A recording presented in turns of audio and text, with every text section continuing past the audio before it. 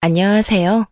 얼마 전 남편과 이혼하고 아들을 홀로 키우고 있는 싱글맘입니다. 주변 사람들이 이혼 사유를 많이 궁금해했지만 지금까지는 한 번도 이혼 사유를 정확히 이야기한 적이 없어요. 왜냐하면 차마 이야기하기에는 너무 쪽팔렸거든요. 게다가 친정까지 팔리게 되는 일이다 보니 웬만하면 이야기를 안 하게 되더라고요.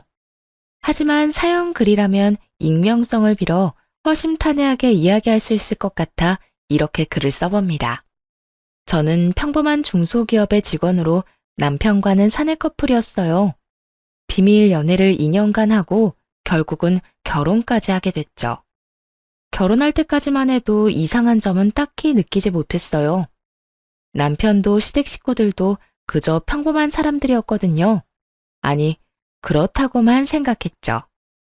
그러나 결혼 후 2년째 되던 해 친정오빠의 첫째 아들, 그러니까 제 첫 조카의 돌잔치를 하게 된 이후부터 시댁 사람들이 어딘가 이상하다는 위화감을 느끼기 시작했어요.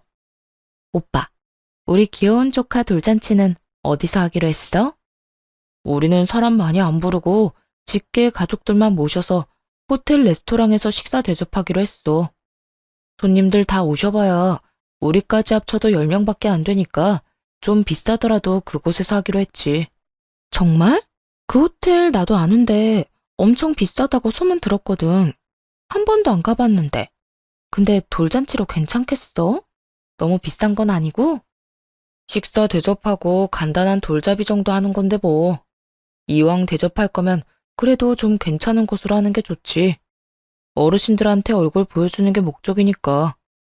오빠는 편하게 얘기했지만 사실 그 호텔 코스 요리는 1인당 14만 원 정도 하는 가격이 사악한 곳이었어요. 오빠는 잘 나가는 병원의 의사 선생님이어서 돈을 많이 벌었고 혜언니도 금융 쪽에서 일하는 재원으로 돈을 꽤나 많이 버는 직장인이었거든요. 그러니 저 정도 금액도 감당할 수 있었던 거겠죠. 사실 저희 집에서는 제가 가장 평범했어요. 오빠는 의사, 부모님은 교사셨고 그에 비해 전 중소기업에 다니는 평범한 직장인이니 어릴 때부터 열등감을 느끼지 않을 수가 없었죠. 그렇지만 나이가 30쯤 되다 보면 가족에게 그런 열등감을 느끼는 게 얼마나 쓸데없는 일인지를 잘 알게 돼요. 오빠에게 저는 그저 귀여운 막내 동생일 뿐이고 저에게 오빠는 기대기 좋은 듬직한 오빠일 뿐이니까요. 그리고 친정 부모님 역시 제가 평범한 회사원이라고 해서 나쁘게 말한 적은 한 번도 없어요. 나쁜 일만 안 하며 살면 된다 라고 생각하시는 분들이었거든요. 다른 사람들은 저의 모든 것을 가족과 비교하며 낱낱이 평가했지만 정작 가족들은 단 한 번도 그런 식으로 비교한 적이 없었어요. 차별을 한 적도 없었죠. 그리고 오빠에게 해준 것만큼 저에게도 해주셨고요. 아니, 오히려 저에게 더 많은 걸 해주려고 노력하신 걸 알아요. 그걸 알기에 열등감이 찌든 사람이 되는 것만은 피할 수 있었다고 생각해요. 그래서인지 한 가지 중요하게 생각하는 건 바로 오빠나 부모님을 따라하려고 애쓰지 말자는 거예요. 오빠가 이렇게 돈을 많이 쓰는 걸 보면서 이전에는 마냥 부러워했다면 이제는 어느 정도 즐길 수 있게 됐죠.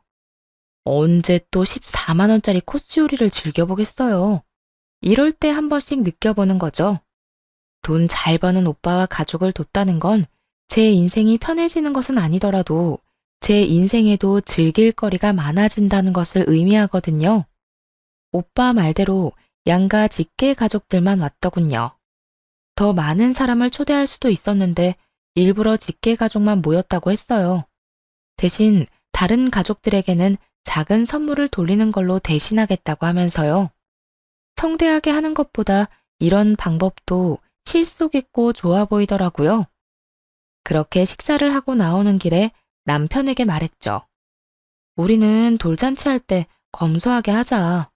오빠네야 많이 버니까 그렇게 좋은 곳에서 할 수 있지만 우리가 그 정도 돈 쓰는 건 정말 낭비거든.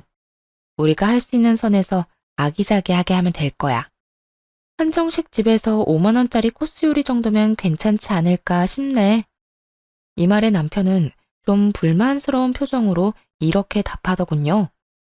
그래도 어느 정도 급은 맞춰야 되지 않을까? 형님 오늘 하신 거 보니 우리가 너무 검소하게 하면 우습게 보일 것 같은데 당신 가족들도 그렇게 생각하실 거 아니야? 14만 원 코스 요리를 대접한 분들에게 5만 원짜리 코스 요리라니. 오빠가 유독 비싸게 한 것뿐이잖아. 그렇게 따지면 모든 사람들 돌잔치 비용이 상향 평준화되고 말걸? 솔직히 다른 사람들 돌잔치도 이만큼 비싼 건 아니잖아. 아무리 그래도 솔직히 14만 원 대접받아 놓고 5만 원은 너무하잖아. 못해도 10만 원 정도는 해야. 항상 내가 얘기하지만 우리 오빠가 그렇게 비싸게 했다고 해서 우리까지 그렇게 할 필요는 없어. 잘못하면 진짜 우리 가랑이 찢어진다. 우리는 우리 사정에 맞게 하면 돼. 일부러 우스갯소리를 하며 남편에게 말했어요. 30년을 가족과 함께 살았는데 저라고 그런 기분을 안 느껴봤겠나요? 누구보다 제가 제일 잘 알아요. 하지만 오빠는 그런 걸로 우리를 우습게 볼 사람은 아니었거든요.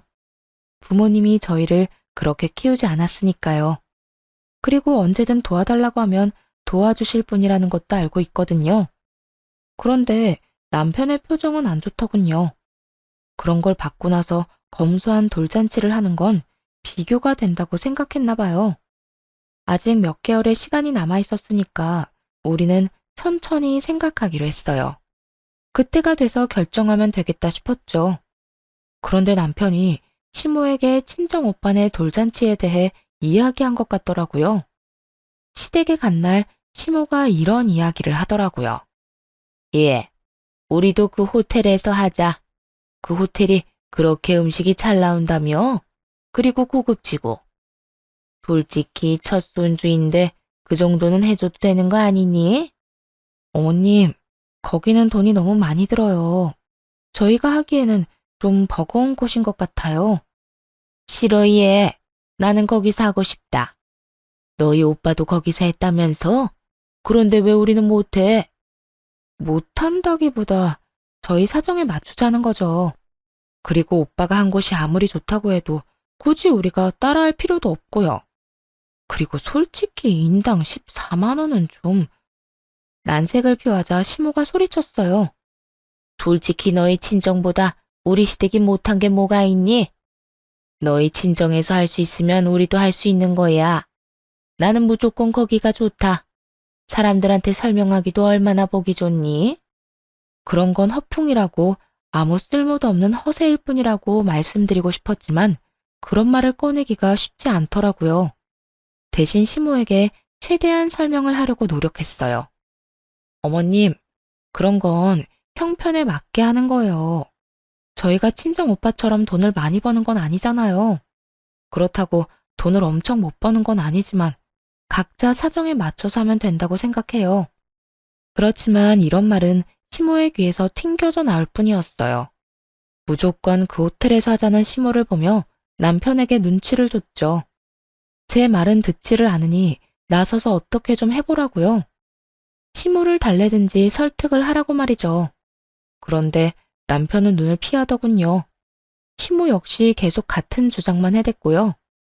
결국은 한숨을 쉬면서 시모에게 말했죠. 어머님이 그렇게 원하시면 한 가지 방법이 있긴 해요. 친정 시댁분들 다 같이 돌잔치를 하는 게 아니라 친정 따로, 시댁 따로 돌잔치를 하는 거죠. 제 식구는 제가 해결하고 시댁 식구들은 남편이 해결하는 방향으로요. 이 말에 남편은 당황했지만 시모는 아주 좋은 생각이라며 손뼉까지 치고는 그 자리에서 무언가를 쭉쭉 쓰더군요. 이름이더라고요. 그리고는 남편에게 주며 이야기했죠. 예, 이거 너희 돌잔치에 모실 사람들 이름이다. 이 사람들은 다 초대해야 돼. 알아들었니? 한 사람도 빼놓지 말고 다 초대해. 슬쩍만 봐도 얼추 20명은 넘겠더라고요. 다시 정확하게 세어보니 30명이었죠. 시모가 원하는 호텔의 코스 요리는 인당 14만 원. 그리고 그날 하루 초대할 사람이 30명. 대충 계산해도 400만 원이 훌쩍 넘는 엄청난 금액이 나오더군요. 그제야 정신을 차린 남편이 허둥지둥 시모에게 말했어요. 엄마, 사람이 너무 많아요. 명단에 있는 사람 좀 줄여봐요. 여기서 더 이상 못 줄여. 이 사람들 다 중요한 사람들이야. 그리고 네 아들 보여주는 건데 소규모로 할 거면 뭐 하러 하니? 무조건 다 초청해야 되니까 그렇게 알고 있어. 강경한 시모의 모습에 남편이 슬쩍 저를 보더니 말하더라고요. 여보, 미안한데 돌잔치 할 때 돈 좀 보태주면 안 될까? 400만 원이나 마련하는 거 좀 무리인데. 나한테 그런 큰 돈이 어딨어. 미리 말하는데 나는 우리 부모님이랑 오빠들 모시고 1인당 5만 원짜리 한정식집 코스 갈 거야. 이게 내 선에서는 제일 괜찮은 선택인 거고. 그러면 너무 차이가 많이 나잖아. 그리고 당신이 돈을 아끼는 건데 아끼는 비용 나한테 준다고 생각하고. 내가 항상 말했지? 우리 상황에 맞게끔 하자고. 이거보다 더 크게 하는 건 내가 봤을 땐 낭비야. 낭비하는데 돈 쓰고 싶은 생각 없어. 차라리 그 돈 모아서 우리 애한테 더 좋은 거 입히고 더 좋은 거 먹이는 게 낫지. 저는 거절을 하고 시모는 무조건 거기서 해야 된다며 떼를 쓰고 중간에서 고통받던 남편은 제 말이 맞다고 생각했는지 시모를 향해 쏘아붙였어요. 엄마, 진짜 부를 사람 좀 줄여야 돼요. 나 이만큼 다 초대 못해요. 400만 원이 어디 애 이름도 아니고. 돈 없으니까 우리 적당히 합시다, 적당히. 에? 넌 어떻게 돼 내가 이렇게 우유부단해?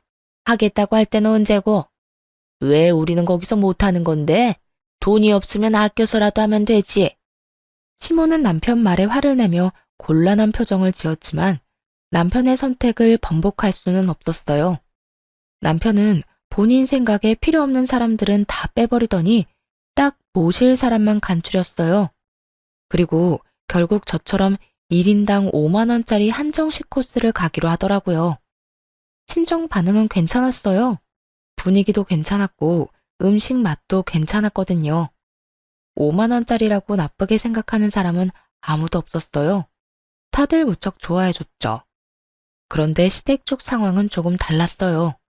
시모가 여전히 안 좋은 표정으로 분위기를 망치고 있으니 모든 사람들이 시모 눈치만 보더군요.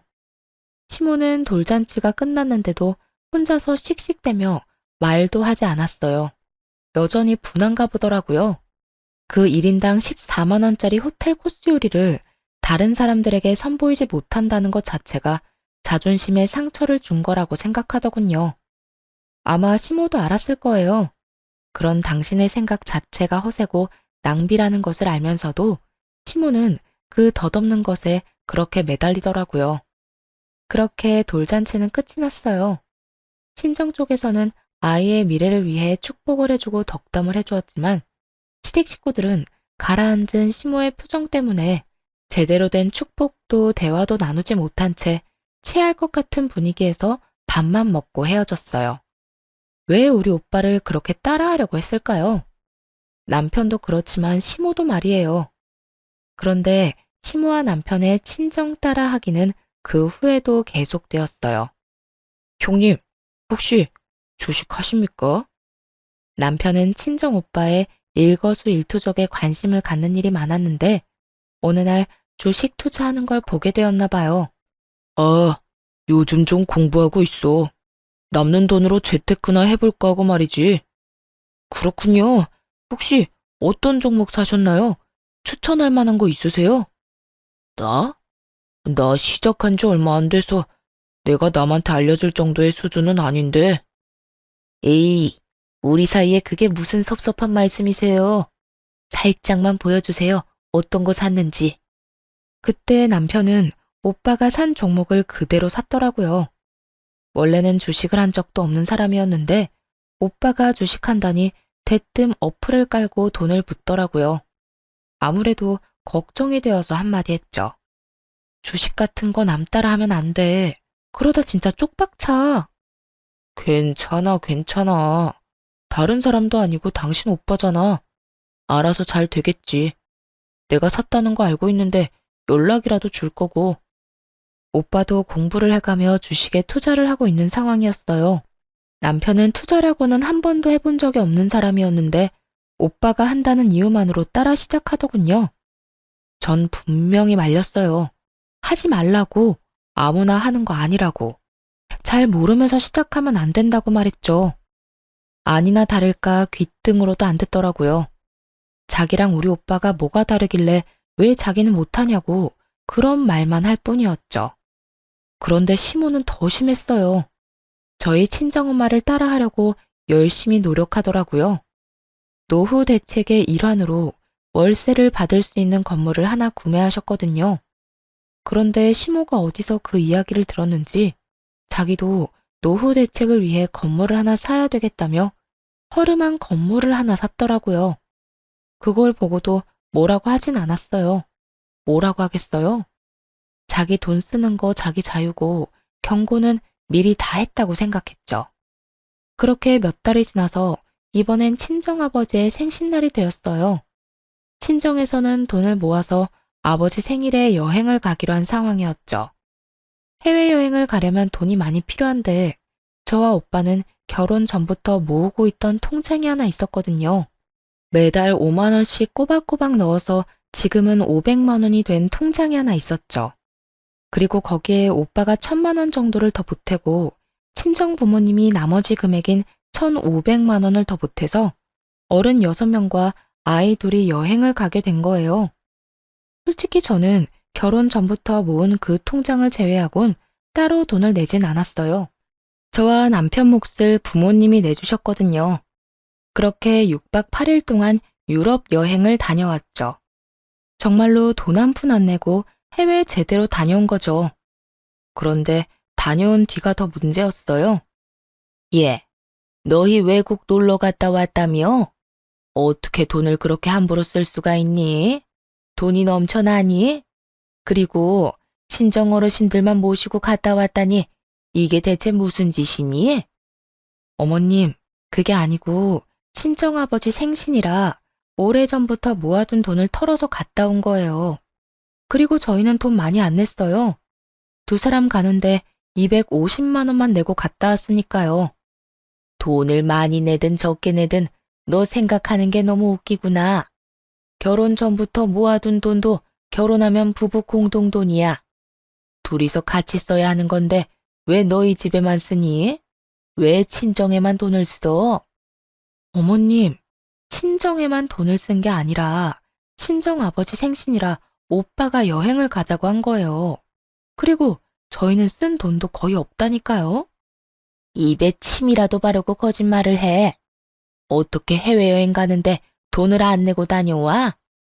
너는 항상 보면 그렇게 친정만 챙기더라. 친정에서 비싼 거 좋은 거 하니까 항상 친정만 챙기고 싶어? 말이 안 통하더군요. 아무리 아니라고 해도 시모 귀에는 들리지가 않는 모양이었어요. 남편에게 눈치를 줬더니 남편이 시모를 말리기 시작하더군요. 그렇지만 그것도 얼마 가지 않았어요. 시모는 더 크게 짜증을 내며 화를 냈어요. 진짜 너무하는구나. 우리를 어쩜 이렇게 홀대할 수가 있어? 친정에서 비싼 거 해준다고 친정만 챙기는 건 너무한 처사 아니니? 그러면 우리도 이번에 해외여행 보내주렴. 만약 우리도 돈을 내고 다녀왔다면 시모에게도 그렇게 해줄 수 있다고 생각해요. 그런데 저희도 끼어서 간 거고 돈도 제대로 내지 않았잖아요. 6박 8일 유럽 여행에 250만 원만 내고 갔다고 하는 것도 안 믿을 거고요. 게다가 가서 쓴 경비도 모두 저희 오빠와 부모님 돈이었단 말이에요. 그랬으니 우리도 갈 수 있었던 거였고요. 지금 그 코스 그대로 4명이 가자고 한다면 그건 불가능하다고 생각했어요. 일단 돈이 안 되니까요. 그런데 시무를 달래던 남편놈이 갑자기 뜬금없는 말을 꺼내더군요. 여보, 우리도 어머니 데리고 갔다 오자. 어머니 저렇게 원하시는데 우리가 계속 무시할 수도 없잖아. 무시하는 게 아니라 우리가 능력이 지금 안 되잖아. 친정에서 갈 때도 우리 정말 못만 갔어. 내가 결혼 전부터 모아놓은 돈 겨우 250만 원만 주고 둘이서 1000만 원치 놀고 왔다고. 그래도 이렇게 원하시는데 계속 거절하는 것도 아니지. 우리 부모님도 매번 보내달라는 거 아니잖아.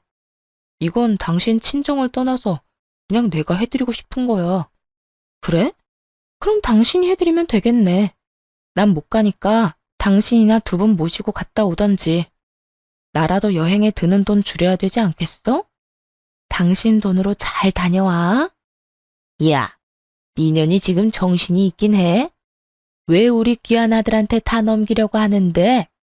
너도 같이 가서 해외여행 경비 절반은 네가 내야지. 당연히 그래야 하는 거 아니니? 전 그만큼 큰 돈 낭비할 생각 없어요. 가고 싶으신 분들만 가세요. 친정에는 그렇게 해주고 시댁에는 하나도 해주기 싫으니? 나는 너희 친정에 산 것처럼 똑같이 할 거야, 똑같이. 그러니까 너도 같이 가. 같이 가서 돈 내. 슬슬 저도 열이 받았어요. 왜 이렇게 떼를 쓰는지 모르겠더라고요. 차라리 국내 여행을 갔다 오자고 했으면 같이 갔을 거예요. 부담도 덜 되니까요. 저희가 충분히 여유가 되는 것도 아닌데 왜 막무가내로 저러는지 도무지 모르겠더라고요.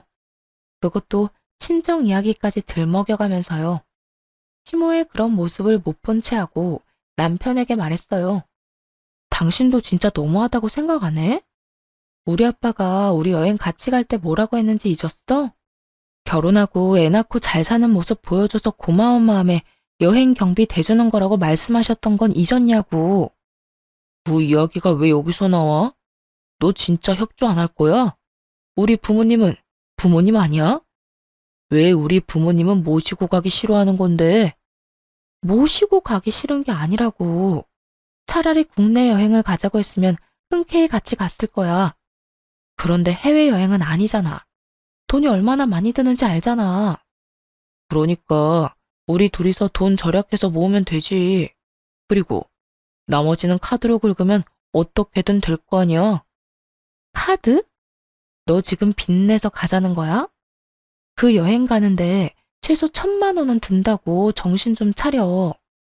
우리 집 살 때 대출 받는 것도 벌벌 떨었어. 왜 빚을 내면서까지 부모님 해외여행을 보내드려야 해?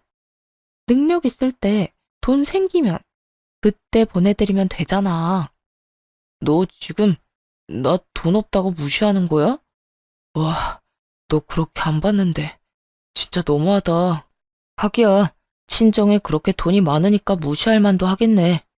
그래서 우리 엄마도 나도 이렇게 무시하는 거야? 남편 말을 듣고 있으니 정말 열불이 터지겠더라고요. 남편과 시댁을 무시했으면 결혼은 왜 했겠어요? 왜 이런 인간을 데리고 아버지 생일날 해외여행까지 갔다 왔겠냐고요. 그게 다 이 인간이랑 잘해보려고 그렇게 한 건데 이 사람은 그저 심호의 짜증에 동조해서는 그 이야기만 내내 하더군요. 그놈의 해외여행. 아니, 가고 싶으면 지들끼리 갔다 오면 되잖아요. 왜 나를 끼워가려고 하는 건지. 돈 더 내게 할 생각으로 그런 거라는 건 알지만 아무리 생각해도 이건 돈 낭비잖아요. 무시할 거였으면 내가 너 데리고 해외여행을 왜 가? 그렇다고 내가 돈 없다고 너한테 뭐라 한 적 있어? 그런 적 단 한 번도 없어. 나는 내 형편 이해해. 그런데 네가 왜 그걸 이해를 못해? 잘난 부모님 오빠들 틈에서 열등감 가지며 살았던 저도 현재 상황과 처지를 이해하며 살고 있었어요. 가족들과 비교하면 별거 아닌 인생처럼 보일지라도 때때로 그렇게까지 못 사는 건 아니라고 깨닫기도 해요. 잘난 가족들과 함께 있으면서 깨달은 게 하나 있는데 그건 바로 비교하지 말자는 거였거든요. 비교해봤자 끝이 없고 차라리 그럴 시간에 좀 더 잘 사는 법을 찾는 게 더 빠를 일이었죠. 이에 대해서는 결혼할 때도 남편에게 몇 번이고 이야기했었어요. 오빠는 오빠고 나는 나다. 그러니까 나는 나답게 살 거라고 말이죠. 남편에게도 오빠 하는 거 신경 쓰지 말라고도 했었고요. 일부러 보여주려고 그러는 것도 아니고 그저 나에게 잘해주고 싶어서 비싼 것도 대접해주고 선물해주고 하는 거 아니라고 말이에요. 그래서 나도 오빠에게 열등감 같은 건 안 갖는다고요. 그러니 너도 우리 오빠나 아빠 행동 오해하지 말라고. 그런데도 남편은 우리 가족을 향한 열등감을 드러냈어요. 그건 시모도 마찬가지였죠. 그러니까 되지도 않는 요구를 하면서 무리한 부탁을 하는 거였겠죠. 그래서 결국 해주기 싫다는 말이잖아. 나더러 분수나 지키면서 살라는 거고. 이게 그렇게 힘든 일이야? 시부모님 위해서 돈 좀 쓰라는 게? 화가 났는지 남편 놈이 버럭 소리를 지르더군요. 본래 그리 큰 소리를 내는 사람이 아니었는데 이렇게 화를 내는 것을 보고 마음이 짜게 식어갔네요. 해주기 싫다는 게 아니라 이유를 들었음에도 여전히 따지고 있었고요. 저도 더는 참지 않았어요. 남편 놈과 시모의 행동에 완전히 정이 뚝 떨어져 버렸거든요. 그래, 나 못해줘. 계속 이런 식으로 쓸데없는 거 요구할 거면 이혼해. 난 그렇게 못하니까 하고 싶으면 당신이 혼자 하라고. 그리고 돈 빌려서 부모님 해외여행 보내면 당신은 나랑 이혼인 거고. 결국 시모는 열이 받았는지 저한테 삿대질을 하며 화를 쏟아내더군요. 네가 뭔데 우리 아들한테 이혼하자고 하는 거야? 친정 잘났다고 너까지 잘난 줄 알아? 야, 너 우리 아들 아니었으면 결혼도 못했을 거라고. 중소기업 주제에 친정 믿고 이딴 식으로 상처 준다 이거지? 자기 아들도 저랑 똑같은 회사 다니는데 저런 식으로 말하는 게 괜찮나 싶었어요. 하긴 화가 나니까 아무 말이나 하는 거겠죠. 그 말이 아들을 더 비참하게 만드는지도 모르고 시모가 저러니 저도 시모에게 말해줬죠. 이혼에는 남편 놈 지분뿐만 아니라 시모 지분도 듬뿍 들어있다는 사실을요. 어머님도 똑같잖아요. 저희 친정이 그렇게 부러우세요? 뱁새가 황새 쫓아가다가 가랑이 찢어진다고. 지금 어머님이랑 이 사람 가랑이가 찢어지기 일보 직전이거든요. 여행 가고 싶으면 본인 돈으로 가세요. 며느리한테 손 벌리지 말고. 야, 너 진짜 여태껏 우리를 그런 식으로 생각했니? 우리가 왜 너희 집을 부러워해? 그런 집에서 시집 오니까 우리가 열등감 가진 사람처럼 보여? 그리고 누가 손을 벌려? 우리도 너 필요 없어. 전곡을 콕 찔렀는지 시모가 얼굴이 빨개진 채로 반박하더군요. 그러니까요. 열등감 가진 것도 아니고 우리 집 따라 하려는 것도 아니면 그냥 본인 돈으로 여행 갔다 오면 될 일이잖아요. 그런데 왜 저랑 남편을 붙잡고 저런 말을 하는 건지. 그러니까요. 능력 되시면 알아서 갔다 오면 되는데 계속 애먼 아들 부부만 붙잡고 늘어지니 하는 말이잖아요. 그리고 아들 말 못 들었어요? 돈 없으니 카드 빚내서 가자고 하잖아요. 아들 빚 만들면서 여행 가는 거 기분 참 좋으시겠어요? 우리 아들이 홧김에 그런 이야기 한 거지. 진짜 능력이 없어서 그런 말 한 거 아니야. 너는 네 남편 능력을 그렇게 폄하하고 싶은 거야? 폄하가 아니라 진실이고 저희 벌어봐야 그렇게 많이 못 벌어요. 정말 걱정돼서 한 이야기라고요. 이러다가 망하는 거는 시댁이니까. 아니, 뭐 할 때마다 다 따라하면 돈이 남아 나겠냐고요. 넌 망한다는 말을 어떻게 그렇게 쉽게 해? 네가 이렇게 속 좁은 인간인지 몰랐어. 차라리 친정에 돈을 빌려서라도 같이 갔으면 이렇게 우리 엄마랑 나랑 싸울 일은 없을 거 아니야. 남편 놈의 입에서 무심코 나온 말이 순간 제 머리를 꽝 하고 쳤어요. 친정에 돈을 빌려서라도 같이 가자니 이게 무슨 해괴한 말인가요? 지금 그 말은 친정 돈으로 시댁 호강시켜주자는 말이잖아요. 이 이야기를 듣는데 수만 가지 생각이 스쳐 지나가더군요. 남편놈이 필사적으로 오빠와 아빠를 따라하려고 했던 것이 열등감 때문이라고 생각했는데 그게 아니었을 수도 있다는 생각이 들었어요. 설마 우리 집 돈을 노리고 나랑 결혼했나? 싶은 생각이 순간적으로 들었죠. 너 미쳤어? 왜 내가 친정에서 돈을 빌려서 시댁 해외여행을 보내줘야 되는데? 넌 그럼 우리 엄마가 뭐 하자고 하면 돈 빌려줄 수 있어? 너희 엄마한테 돈 좀 빌려달라고 얘기할 수 있냐고. 아니, 장인 장모님은 돈 많이 버시잖아. 굳이 우리한테 돈 빌릴 일이 없지. 당신 우는 소리 조금만 해도 어차피 돈 주실 거 아니야. 그런 쉬운 방법을 두고 무슨 우리 부모님이랑 계속 싸우냐고. 우는 소리만 해도 돈을 준다니 딸 자식에 대한 부모의 마음을 감히 저딴 더러운 생각으로 까내리는 남편놈을 보며 분노가 치솟다 못해 완전히 터져버렸어요. 저희 부모님이 마음이 약해서 물심양면으로 지원해주는 면이 있다는 건 저도 알아요. 그래서 신혼집을 살 때도 부모님이 많이 지원해줬거든요. 솔직하게 말해서 남편 말처럼 하면 부모님은 뭐든 저한테 해주실 분이란 것도 잘 알아요. 마음만 먹으면 그 재산 빼서 남편과 시댁 배부르게 할 수도 있겠죠. 그런데 그런 짓을 하려면 시댁과 남편에게 최소한의 애정이라도 있어야 가능한 거잖아요. 남편놈은 그 최소한의 애정마저 다 사라지게 만들어 놓고는 태연스럽게 저딴 말을 하더군요. 그게 쉬운 방법이라고? 우리 부모님 돈 빼기 쉬운 법? 너 설마 우리 부모님 재산 보고 나랑 결혼했니? 너 이런 식으로 생각하고 있었던 거 나는 여태 몰랐는데? 갑자기 이 결혼에 의심이 확 드는데? 아니, 말이 그렇다는 거지. 돈 많은 집에서 돈 빌려다 쓰는 게 뭐가 그렇게 어려운 일인데? 네가 말 한마디 하면 돈 척척 내주시는 분들이잖아. 그 덕 좀 보자는데 뭐가 그렇게 짜증인데? 야, 놀러 가고 싶으면 네가 돈 벌어서 가. 왜 우리 엄마한테 너희 가족 놀러 가는 비용을 대달래? 정신 나간 놈아. 공짜로 얻어먹은 게 얼마인지 기억도 안 나지? 인간이 염치가 없으면 분수라도 알아야 되는 법이야. 난 친정 돈으로 시댁 건사할 생각 없으니까 너희 집안일은 네가 알아서 해. 야, 누가 우리 집 건사하겠어? 그냥 여행만 잠깐 편하게 갔다 오자는 건데. 내 앞에서 여행의 여자도 꺼내지 마. 네가 우리 집 어떻게 생각하는지 잘 알았으니까. 애는 내가 데리고 가서 친정에서 키울 거니까 그렇게 알아. 너한테 친권, 양육권 갈 일 없으니까 괜한 기대하지 말고. 치열하고 힘든 과정이 될 거라고는 생각했어요. 시모와 남편이 양육비를 주는 것에 협조적이지 않아서 애를 데려가려고 생각하고 있더군요. 하지만 애가 두 돌 정도인데다가 제 형편이 더 유리한 상황이라 결국 제가 데려왔죠. 신혼집도 결국 팔아야 했어요.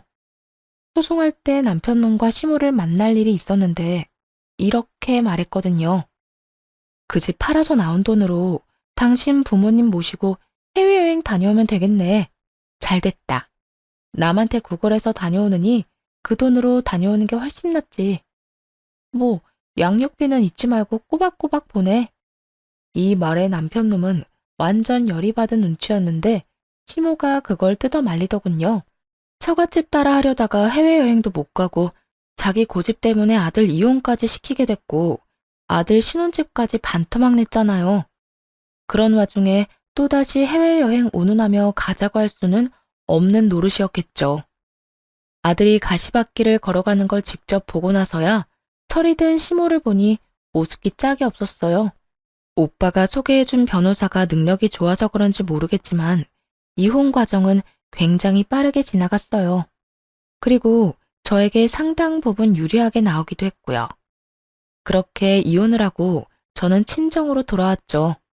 친정오빠는 이러한 사연을 알고 한숨만 푹 쉬더군요. 그러면서 저한테 미안하다고, 우리가 이혼한 게 자기 때문인 것만 같다고 계속 자책하는 거예요. 오빠가 무슨 잘못이 있겠어요?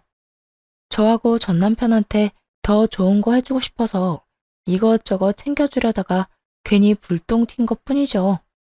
이건 모두 자기 열등감 알아서 다스리지도 못하고 친정 부러워서 친정에서 하는 것만 그대로 따라하며 친정 덕이나 보려고 했던 전 시댁과 전 남편의 탓이잖아요.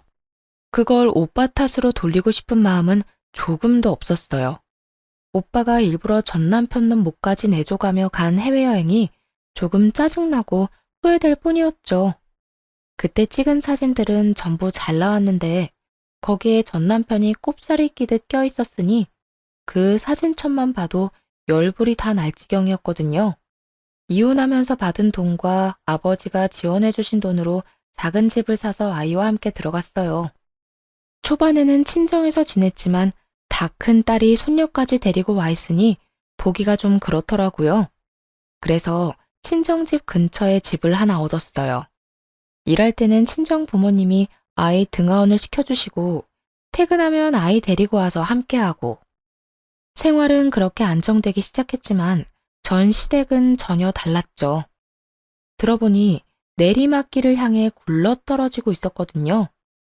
얼마 전에 오빠에게 투자한 거 어떻게 됐냐고 물었었는데 그러더라고요. 그때 투자한 거 예전보다 떨어져서 회수한 지 오래고 지금은 안정적인 종목에만 집중하고 있다고 하더라고요. 그 말을 들은 이후 며칠 안 돼서 전 남편에게 연락이 왔어요. 야, 너희 오빠가 나 속인 거지? 내가 투자하던 거 지금 완전 싹 날아갔는데? 이거 어떻게 된 거야? 어떻게 책임질 거냐고. 갑자기 전화해서 뭔 미친 소리야? 우리 오빠가 언제 너한테 투자하라고 했어? 네가 네 손으로 투자했잖아. 책임? 네 스스로 한 짓인데 책임을 왜 남한테 지어? 내가 투자 시작한 게 너희 오빠 때문이잖아. 시작할 때 알려줬으면 팔 때도 알려줬어야지. 너희 오빠 투자 사기로 신고해버릴 거야. 신고? 무슨 명목으로 신고할 건데? 오빠한테 물어서 산 종목이 휴지 조각 됐다고 신고할 거야? 아님 우리 오빠가 그거 팔 때 연락 안 해줬다고 신고할 거야? 애초에 잘 모른다고 안 알려주려던 거 졸라서 알아낸 건 너잖아. 오빠는 적당한 시기에 팔아서 큰 돈을 벌지는 못했어도 그래도 수익은 어느 정도 냈다고 했어요. 방어에 성공했고 원금은 살렸으니 실패한 건 아니었죠. 그리고 그 종목을 팔았을 때는 저와 전 남편의 이혼 소송이 한창 진행 중이던 때였고요. 알려주지 말고 할 의리조차 다 사라진 상황이었죠. 하지만 오빠만 따라하던 전 남편 놈은 고수익 고위험 투자인 걸 알면서도 제대로 된 시기에 팔지 못했고 원금마저 크게 손실봐야 했어요. 그 종목 주식을 확인해보니 거의 절반이 날아간 것 같더라고요. 게다가 그 뒤에 저와 이혼하며 재산 분할 받은 돈으로 물타기 투자를 하면서 더 많은 돈을 잃은 거고요. 내가 당신 오빠만 아니었으면 주식 같은 거 손도 안 댔을 거야. 왜 옆에서 바람을 불어넣어서 돈을 다 날리도록 만들어? 너희 친정 오빠도 쪽박 찼지? 오빠는 방어 성공하고 다른 종목 매수 중인데? 으이그 인간아, 주식 시작한 것부터 우리 오빠 탓이 하고 싶었어? 네가 우리 오빠 하는 거 다 따라하던 거 내가 모를 줄 알아? 내가 분명히 너 주식 시작할 때 하지 말라고 경고했지. 무시하고 손댔다가 피본 주제 어디서 남 탓이야? 오빠가 그래도 원금 보전하며 팔았다는 이야기를 들은 전 남편 놈은 욕을 퍼붓더니 전화를 뚝 끊더군요. 집도 날리고 넣었던 주식도 다 날리고 하니 열이 받을 대로 받은 모양이죠. 그러더니 전화해서 저딴 미친 소리를 해대는 거고요. 지가 잘못해놓고 또 우리 친정 탓. 애초에 따라한 건 자기면서 왜 우리 가족들 탓으로 돌리냐고요. 진짜 다시 전화해서 욕을 한 사발 해주려다가 겨우 참았어요. 그런데 남편 놈보다 더 쪽박 찬 사람이 있더라고요. 바로 전시모였죠. 전시모 이야기는 친정엄마가 와서 알려줬어요. 딸, 너희 예전 시어머니 있잖니? 지금 난리도 아니래. 왜? 그 집에 무슨 일이 생겼대? 아들놈은 얼마 전에 전화와서 되도 않는 이야기 하긴 하던데. 아들놈 때문에? 아니, 그 건물 하나 샀다고 했잖니. 평균보다 싸게 나온 매물 원룸 건물 있잖아. 아, 알지. 그때 영혼까지 탈탈 끌어모아서 산 건물. 엄마가 산 건물 사고 나서 얼마 뒤에 따라서 산 거 말하는 거지? 그래, 그거. 너무 싸서 나는 좀 이상하다 싶어서 제껴놨었는데 너희 전 시어머니가 그걸 사갔었거든. 근데 그거 지금 완전 난리 났어. 왜? 건물이 무너지기라도 했어? 무너지긴. 그거 지금 완전 헐값에 내놨더라고. 살 때 3분의 1도 안 되는 가격으로. 뭐? 그 욕심 많은 사람이 그럴 리 없는데? 그래서 내 친구 중에 한 명이 가서 살펴봤는데 보고 와서는 고개를 절레절레 내줬더라. 고쳐야 할 곳이 너무 많은 데다가 너무 오래돼서 보수할 곳 천지더래. 그동안 보수도 안 하고 월세를 받았단 말이야? 완전 똥배짱이네. 그러니까 월세를 많이 높이기에는 방 상태가 영 안 좋아서 새 세입자가 안 들어올 거고, 그러자고 보수를 하자니 돈이 한두 푼 드는 게 아니고, 둘러보는데 사람 살고 있는 곳이 세 곳뿐이었다고 하더라고. 완전히 망했네? 아니, 왜 그랬을까? 상식적으로 생각해봐도 깨끗해야 사람들이 잘 들어올 거 아니야. 그게 하나같이 문제 있는 사람들만 남아있대. 왜 욕하고 소리 지르고 하는 사람들 있잖아. 결국 고칠 곳은 많지. 그런 세입자들 때문에 다른 세입자들은 계속 빠져나가지. 아예 감당이 안 되는 것 같더라고. 당시 전시모가 그 건물을 살 때 기뻐했던 모습을 떠올렸어요. 그때 시모는 대출을 엄청 끌어서 그 건물을 샀거든요. 그러면서 매달 나오는 월세로 대출도 갚고 용돈도 벌겠다며 완전히 희망에 차서 말을 했었죠. 그러면서 건물 살 때는 최소한의 확인도 안 해보고 그냥 싸다는 이유만으로 덜컥 계약을 한 거였던 거예요. 당시에 제대로 확인하고 건물을 샀으면 이런 일이 벌어질 리 없었을 거예요. 제대로 관리가 잘 된 건물이어야 월세를 많이 받을 수 있으니까요. 결국은 지금도 팔려고 내놓긴 했는데 상황을 보니 사려는 사람이 없다고 하더라고요. 도리어 가격을 완전히 후려쳐서 허물고 그 자리에 새로 지으려는 사람만 오니 말 다 한 거죠. 그런데 더 웃긴 일이 하나 더 있었네요. 근데 네 전 남편도 상황은 별로 안 좋아 보이던데? 얼마 전에 쫓겨났다는 이야기 들었어. 시댁에서 쫓겨났다고? 시모가 아들을 쫓아낼 사람은 아닌데? 의아했던 저는 이내 그 이유를 알 수 있었어요. 전 남편이 얼마 뒤 제게 찾아왔거든요. 새빨간 꽃다발을 들고. 처음에는 이게 무슨 몰래카메라인 줄 알았어요. 장미 꽃다발? 결혼하고 나서 단 한 번도 준 적 없던 꽃다발을 왜 지금 가져왔는지 의문이었죠. 뭐, 그 이유는 금방 알 수 있었지만요. 여보, 나 아직 당신을 마음속에서 완전히 정리 못했어. 나는 당신 남편이잖아. 제발, 나 좀 용서해줘, 응? 우리 좋았던 날들도 많았잖아. 전 남편 놈은 정말 닭똥 같은 눈물을 뚝뚝 흘리며 감히 용서를 해달라며 이야기하더군요. 그 모습에 마음이 흔들리기는커녕 짜증이 확 치밀어 올랐어요. 이미 다 끝난 마당에 왜 이런 미친 짓을 할까? 그저 궁금할 뿐이었죠. 꽃다발을 본체만 채도 안 하고 말했어요. 너 뻔뻔함이 늘었네? 꽃다발? 그래, 이야기나 들어보자. 이딴 거 들고 찾아온 이유, 너희 엄마 집에서 잘 지내는 거 아니었어? 갑자기 발작 버튼을 누른 사람처럼 남편 놈이 발광을 하더군요. 엄마 이야기는 하지도 마. 우리 엄마 진짜 미쳤나 봐. 나한테 집 나가라고 짐까지 싸서 내보내잖아. 아무리 내가 잘못했다고 해도 그렇지. 어떻게 아들을 이렇게 내다 버릴 수 있냐고. 네가 뭘 잘못했는데? 그냥 주식으로 돈 좀 날렸지. 그렇게 돈 다 날리고 본가에 얹혀 살면서 엄마한테 증여라도 먼저 해달라고 했거든.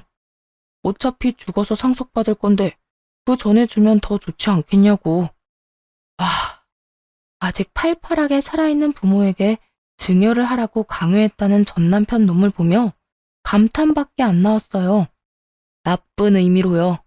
전 남편은 제 눈에 한심함이 차는 것도 못 보고 자기 할 말만 주절거리더군요.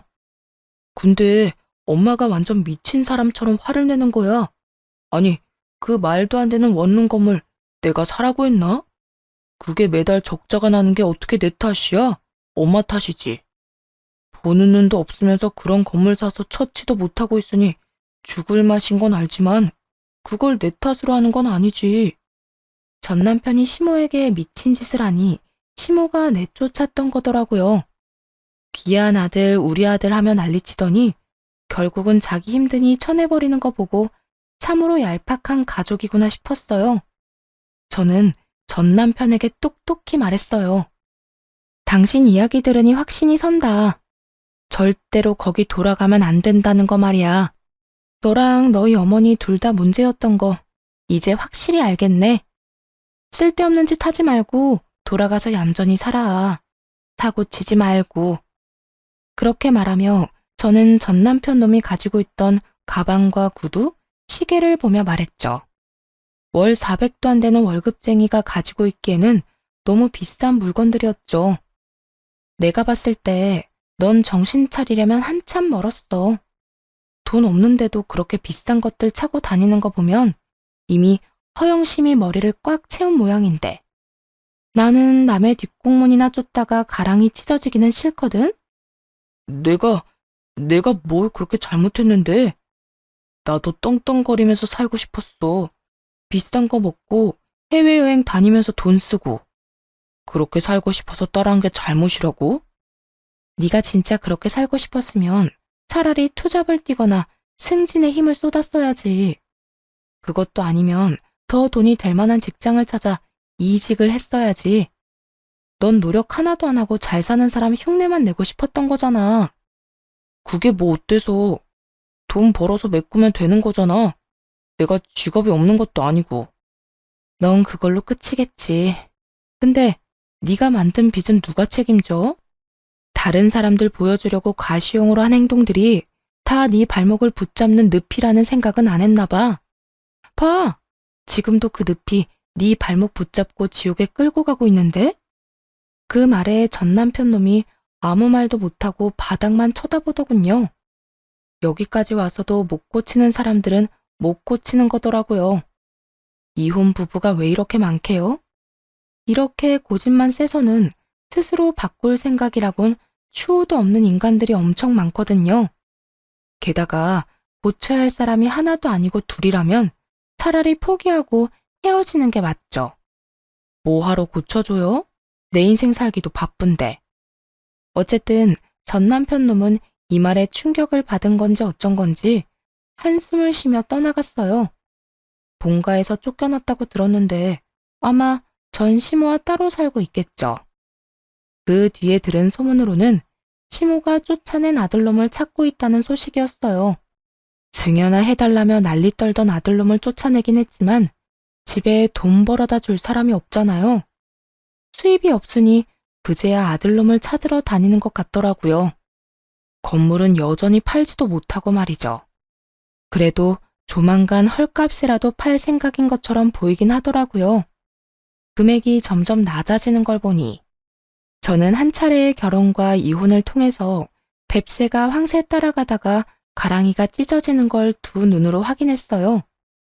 옛말에 틀림말 없다는 걸 또 알게 됐네요. 행복은 우리 안에 있는 거지 남에게서는 절대로 찾을 수 없다고 생각해요. 앞으로도 욕심 부리지 말고 제 형편에 맞는 행복을 찾으려고요. 쓰다 보니 글이 길어졌네요. 긴 글 읽어주셔서 감사합니다. 즐거운 하루 되세요.